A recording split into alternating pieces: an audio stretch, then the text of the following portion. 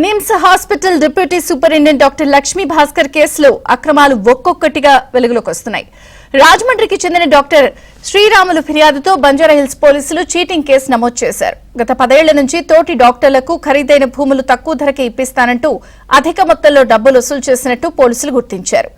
5 కోట్ల రూపాయలు విలువ చేసే భూమిని 2 కోట్ల రూపాయలకే ఇప్పిస్తానంటూ శ్రీరాముల్ని doctor Lakshmi Bhaskar Sri Venkateswara cooperative housing building society మాజీ అధ్యక్షుడు సిద్ధయ్య కలిపి మోసం చేశారని వెల్లడైంది.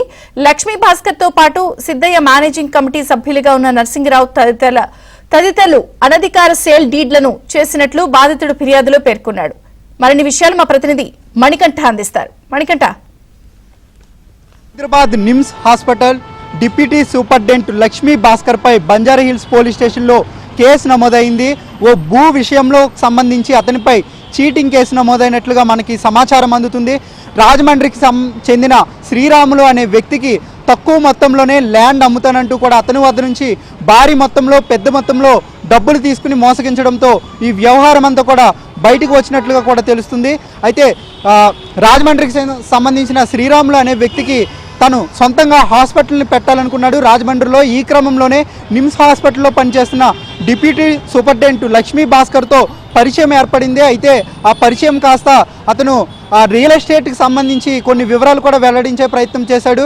బంజారాహిల్స్ రోడ్ నెంబర్ 12లో ఎమ్మెల్యే కాలనీ సొసైటీలో మాజీ ఎమ్మెల్యే బుచ్చయ్య పేరిట ఉన్న స్థలం సుమారుగా 5 కోట్ల రూపాయలు విలువ ఉంటుందని, అయితే తన ద్వారా ఆ 5 కోట్ల రూపాయలు విలువ చేసే మొత్తం ల్యాండ్ను కేవలం 2,50,00,000 రూపాయలకు మాత్రమే తాను ఇప్పిస్తానంటూ కూడా శ్రీరాములను అయితే నమ్మించే ప్రయత్నం చేశాడు.